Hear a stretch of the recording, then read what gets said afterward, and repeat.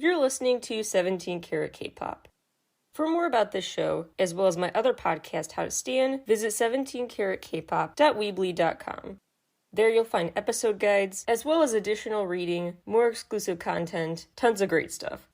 And never miss an update, an album review, interview, etc. by subscribing to the free newsletter, howtostan.substack.com. You could also become a paying subscriber on Substack, and that means you're supporting an independent creator and become part of a community, howtostan.substack.com. Enjoy the show! Hey guys, welcome back to 17 Carat K-Pop. First half of today's episode, a 7Fates CHAKHO recap for episodes 4, 5, and 6. Second half, miscellaneous, rapid-fire headline roundup. Let's just dive right into it, starting off talking about some Instagram posts from the 7Fates CHAKHO official account that I think will be worth revisiting later. One is a warning message about these tigers, how they hide in fog, or they hide in shadows, how they heal rapidly, they can quickly spot the kryptonite of their opponent, and that they cannot be wounded without using very specific weapons. Just any weapon won't do the trick. Then there's a post with an emergency phone alert, dated May 20th at 22 o'clock, that says in part, quote, "Entry to District 3 has been detected. Warning to alert entering danger zones. Appearance of high-profile bums frequently spotted. Similar appearance to humans. Frequently use hypnosis. Traveling in groups or in pairs is highly advised." And then there is the post that shows 3 road signs. One mentions District 4, which says Hospital Central Park on it. The District 5 sign says Bounty Bank Museum. And then there's the road sign for City Hall. Alright, again, keep all this in the back of your head. If you didn't write anything down, I got you. I'll resurface those comments later. But today let's dive into new episode recaps. Here is my breakdown of episode 4. I really appreciate the violent and graphic content warning, and I'll give the same warning to you now. There is some intense fighting, blood, weaponry in these next 2 chapters that I'll be talking about. And you may be like, it's just a drawing, but maybe to you, maybe not to someone else. So leave them alone. And also, I will say, wow, the illustrators for this comic, really incredible. Really beautiful but vivid, intense, striking, memorable, and I repeat, vivid illustrations here. If you recall, we left off last time where Do-gyun had just arrived on this scene, looking really fly for a cartoon character. That coat, those glasses, please. And he just like the ultimate cool supervillain, shows up to this fight, literally brings a gun to a knife fight, obviously wins, and then slowly is like, my work here is done, strolls away, suitcase in hand, past a black cat. It's really quite the illustration. He enters this room where his roommates are currently, including Hyunsu, who says, "Do-gyun, you shouldn't have gone out tonight. Tomorrow is our day out to finish the job. Plus it's your birthday, want to do anything special?" Do-gyun at first is like brushing him off like whatever, and no, I don't care, it's just another day on the calendar. But his attention turns to a family portrait. He suddenly changes his mind and says, you know what? Not that I want to party or anything, but I don't want to do the finishing the job tomorrow. Maybe not ever. Feels very high stakes that apparently the plan was to rob this armored truck. And he's like, that is too irreversible, reputation-wise, damage-wise, too risky. Will snowball into a legacy you don't want to have, a world of crime you don't want to enter. Let's just live normal lives for now. He thinks the issue's settled, but Hyunsu secretly messages this girl named Ga-hyun to say, hey, Do-gyun doesn't know about this, but we should sneak out and do the mission tomorrow anyway. Ga-hyun's like, yes, I'm on board. He always takes care of us. Let's do something nice for him, which I think was not meant to sound so ominous, but to me totally did. This guy Minchul enters the chat as well, expressing his support for this plan, and they go out secretly the next day to a scene full of destruction, rubble, a damaged car on fire, surrounded by tigers, lots of gross close-up images of them chewing on severed limbs and stuff. There's this line that I think is really ignorant or just really confusing. When someone asks, aren't those the creatures from the news? I can't believe they're actually not human, which makes me wonder, what did you expect? Newscasters to be dressed up as the Bohm? I don't know. They really are regretting this decision now, intimidated by the look of these Bohm. The illustrations, once again, really heighten the drama, really well done, because the perspective shift. The angle of the next set of pictures shows they look no taller, probably actually a little shorter than the Bohm kneecaps. So they scream and run for the hills. We don't see how, but Do-gyun finds out they went out anyway, so he goes to rescue them. This whole scene has big sibling energy, like when an older sibling says don't do that, you'll get in trouble, then I'll have to bail you out, and the sibling does it anyway, so they just sigh heavily and go rescue you. And the younger sibling tries to act all cute as they apologize. And Hyunsu texts, quote, Do-gyun, I'm sorry for backing out of my word. Leave this job to us. We want to be of help one last time. And then he sends a bear emoji, doing a thumbs up. Do-gyun shows up again with the flyest superhero, supervillain ensemble. And he's riding this motorcycle with big purple accents. Color purple, very nice touch. Do-gyun shows up and sees that Ga-hyun is lying on the ground, says something's wrong, she can't move. She ends up dying. There was really nothing at that point Do-gyun could have done to save her. There's this monologue playing as Do-gyun sees images of a different version of himself. This clean-cut, professionally dressed office worker.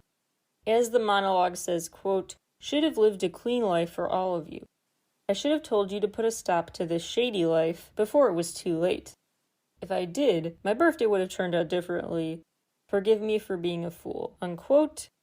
Another A+ job by the illustrators, where it shows Do-gyun both dripping blood from cuts, but also crying blood, which is an interesting touch. Not sure if that's supposed to allude to an immortal status or something, but it makes for a dramatic illustration at least. Do-gyun has that moment of sentimentality, of wondering what could have been, before he pivots, jumps back into action, uses this big bionic glove of sorts, shoots out lasers, and goes on the attack against these Bohm. And he's so smart, he hides bullets in his mouth. So the Bohm look really confident when they see he ran out of ammo. And they're like, LOL, you thought you could take us, and you don't even have the ammo to try. Until they see beneath his tongue the bullets he was hiding. The angle kind of zooms out to get a wider view of the scene, which is interesting because now the angle seems to show Do-gyun a similar size to the Bohm. Not like the others, who only reached up to their knees. Do-gyun is pretty equal. Again, just because of the angle of the image, that's how it was made to look. They both take a moment to kind of stare down at a rock. I would assume that was a nod to Haru being there, back in rock form, but just my guess. These two creepy looking blonde dudes with eye sockets that are just pitch black. No pupils, no whites of their eyes, none of that. Bulti and Maro show up. Do-gyun ends up shooting Bulti, and one of the Bohm seems to, I think, transform into a human. There's a lot of fighting happening. It can be kind of hard to keep track of which Bohm is doing what, but it looked like to me a Bohm turned into a human, has the gold bullet in his mouth, just like Do-gyun thought he had a clever trick of hiding the bullets under his tongue. Turns out this Bohm already knew that trick. So maybe he was playing along to surprise Do-gyun later. And this Bohm says, quote, I just can't help but mess with humans whenever I see one. Bulti is on the offensive, but someone warns him not to. Not yet. That's the big gun. Save it for later. It's too powerful. It would cause too wide scale of damage to everyone but them in the area. Haru now randomly shows up, unless again, Haru was that rock earlier. And Haru warns Zeha they don't have much time. They better hurry up. Episode 6 starts with Do-gyun looking shocked to still be alive, laying on the ground in this bloody scene. And he broke his purple shades, which is very extra tragic given the significance of the color purple to ARMY. Nice touch, way to get us emotional. But Do-gyun honestly looks freaking peachy keen compared to Hyunsu. Hyunsu is such a bloody mess that Do-gyun by comparison is downright emboldened, I don't know. Hyunsu looks way worse, is really, really, really bleeding heavily. And he's kind of lying stuck. Kind of looks like a rock fell on him or something like that. Do-gyun seems to get up with this. Again, shout out to the illustrators for making such detailed, vivid, emotional characters. But it's like he fills with white-hot rage as he vows to kill every last Bohm for vengeance's sake. He's very determined now. Like, he's not tired anymore. He got this jolt of adrenaline and a sense of purpose his rage propels him to use. We now see a picture that says 3 months later, and we still see a bunch of smoldering buildings, more chaos the bombs have been wrecking for 3 whole months. This guy is yelling about how no one told him the bomb would be impenetrable without specific weapons, which is kind of a weird thing to say when every single emergency alert and stuff seemed to warn that any old weapon won't do, so this dude clearly wasn't listening, but whatever. Zeha suddenly appears, no pun intended, but he really is a beast with a sword. It's been 3 months, Haru's been training him, we can assume, and Zeha's really killing it. Yes, it's a low-grade bomb, but still. Remember Zeha's actions earlier? This is a huge deal. Haru does have that look on his face, like the student is becoming the master, very satisfied with himself, and classic Haru just kind of stands there, passively observing, not getting involved. 2 of the bomb mock the one Zeha injured, and there's this really funny image of the injured bomb basically crossing his arms and pouting, telling them don't rub it in, stop making fun of me. Haru tells the guy who was saying, why didn't anyone not warn me about them, to go to safety, they'll take it from here, which again makes me question Haru, like what are you doing? Why are you testing Zeha so much? You're really pushing your luck. Zeha is fighting back well now, but to the point where you're like brushing aside backup? Like come on. Anyway, it seems to help Zeha channel this fighting spirit too, kind of like Dogian did, where he has this new adrenaline rush he puts to use after Haru says, remember, don't lose sight of why you're in this fight in the first place. The bomb then says, quote, I've never fought a human stronger than myself before. So he's really seemingly giving Zeha tons of credit. And the bomb suddenly explodes? There's no other word for it. Explodes. Dogian walks up from behind him. I guess Dogian shot him with a laser or something. He says sorry for sneaking up on them. Didn't mean to scare you. Didn't know anyone was still here. I assumed the bomb had driven everybody out of town by now. Dogian then decides to have an attitude for no reason. They say, who are you? He says, quote, I don't see the point of sharing names in this chaos, but I'm Dogian. You smell like a bomb. Are you really a human? And Dogian is holding a gun up to Zeha's forehead. That is where the chapter ends. I'm as frustrated as you. Tune in next week for more. Whatever happens, we're gonna have a lot to talk about. Let's shift gears here to a bunch of miscellaneous, pretty rapid-fire headlines.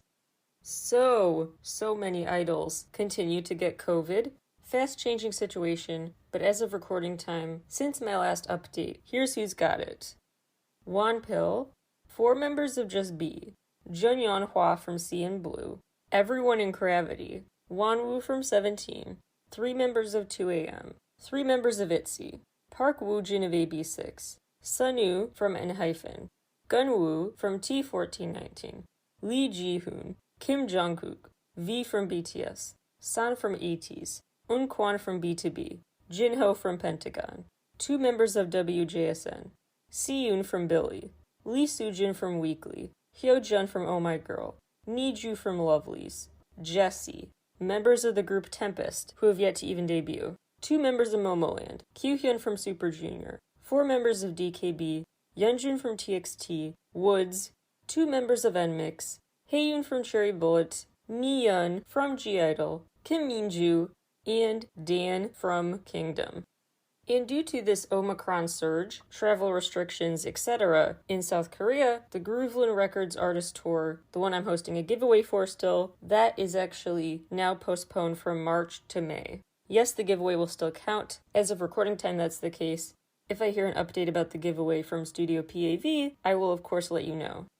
Oddly, the Grooveland Records Tour was pushed back 2 months due to this surge, but the AOMG Artist Tour is still set for this March in the USA.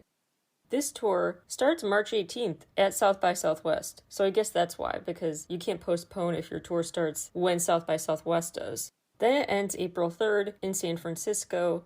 Tickets are out now, so be sure to check that out so you can see AOMG's best and brightest, Kugi, Sogum, Woo, Davida, and DJ Wagon. Another exciting in-person event. BTS has announced a 4-date Vegas residency coming to Allegiant Stadium April 8th, 9th, 15th, and 16th. Livestream capabilities will be a part of the show on the 16th. This is all happening right around time for the Grammys. We love to see it. Fan registration for these tickets ends the 26th at 5 p.m. Pacific time. More info at ticketmaster.com/BTS. And speaking of BTS, Permission to Dance on Stage in Seoul will be live streamed to a theater near you, March 12th. More info at btsptdliveCinemas.com. More concert updates. Moonbyul show will be online and off. She'll be performing from Blue Square MasterCard Hall March 5th and 6th. Treasure's online and offline show will be April 9th and 10th at Olympic Hall in Seoul. Tickets are out now, except online access as of recording time is February 25th through Weverse.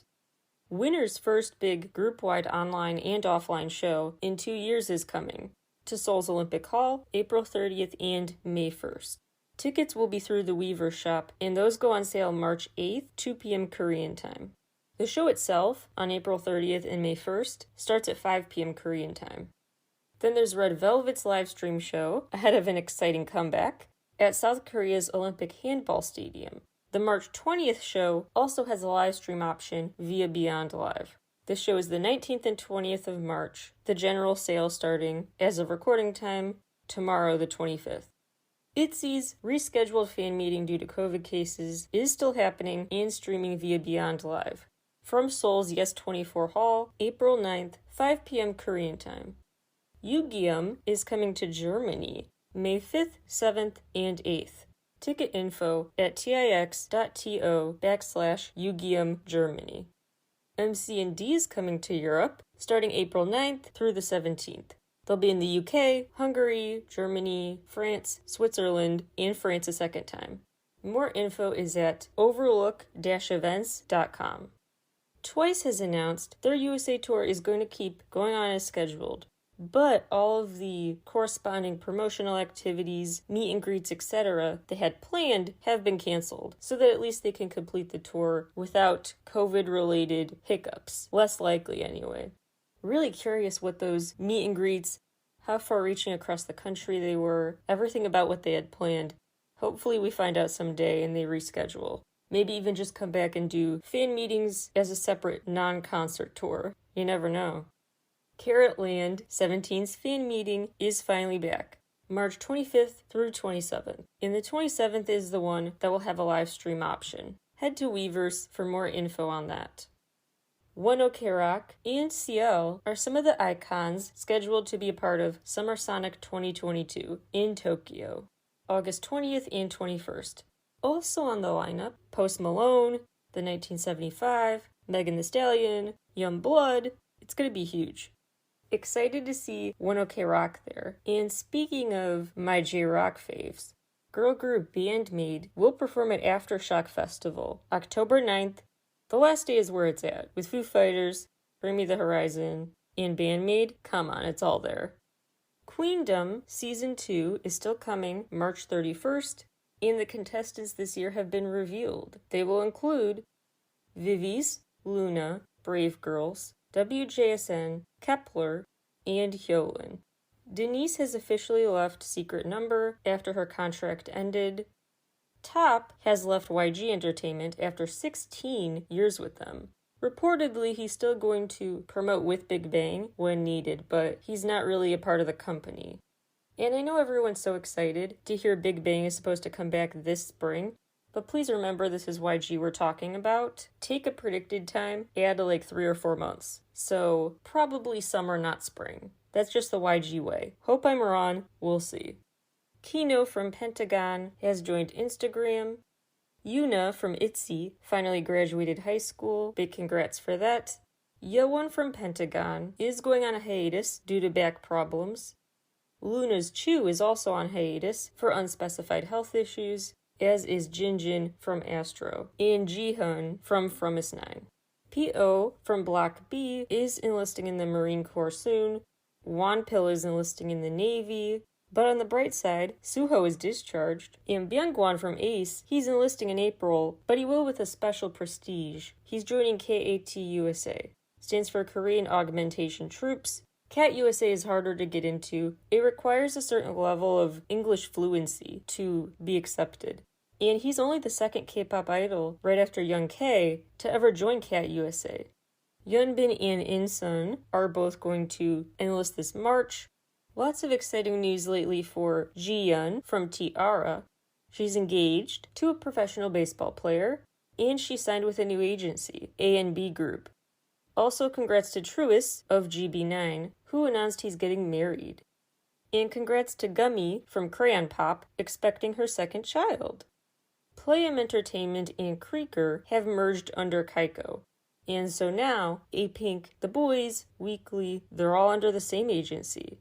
Junwon and Sunwoo are the new DJs for the radio show Listen, previously a spot held by TXT members, and speaking of both of those groups, their mini documentary is on YouTube now. Treasure now has their faces on cup sleeves, wrapping, etc. for a collection with eMart24. Over 20 more, presumably more exciting products are on the way throughout the first half of this year. Speaking of merch, more BTS merch is coming to Nordstrom in the USA. And their company Hybe's profits have reached a personal best, the profit turnover that is, and the operating profits rose by 31% in a calendar year. Hybe is now officially the first K-pop company to surpass 1 trillion won in annual sales. Over 1 trillion won in a year. Both BTS and TXT were recognized with a gold award at the TikTok Creator Awards. Her Hyunjun, aka Hwal from The Boys, now just going by Hyunjun, signed with Blossom Entertainment. B.I. has signed with Wasserman Talent Agency, so he now shares a manager with Ed Sheeran, Coldplay, Billie Eilish. It's really big for him. Here's how many regions new K-pop albums have topped iTunes in.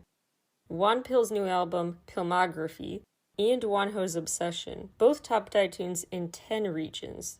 Mark's single Child did in 14, B2B's new album, Be Together, in 21, Treasure's new album, The Second Step, Chapter 1, in 30.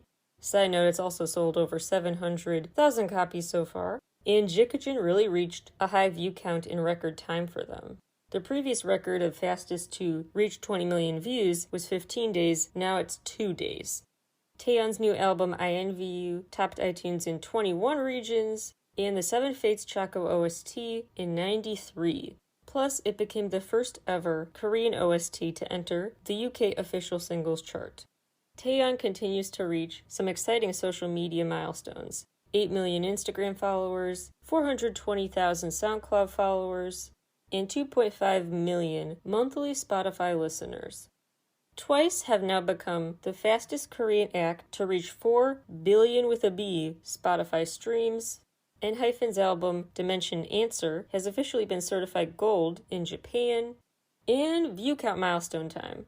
Reaching 30 million views, Dawn's Dawn Diddy Dawn, 70 million, Hyuna and Dawn's Ping Pong, 100 million, Twice, Scientist, TXT's Runaway, and 17's Very Nice, 200 million, ITZY's In the Morning, 300 million, Twice's More and More, 700 million on Butter and Dope, both by BTS, and Ice Cream by Blackpink and Selena Gomez, which makes Blackpink officially the act with the most YouTube music videos with over 700 million views each.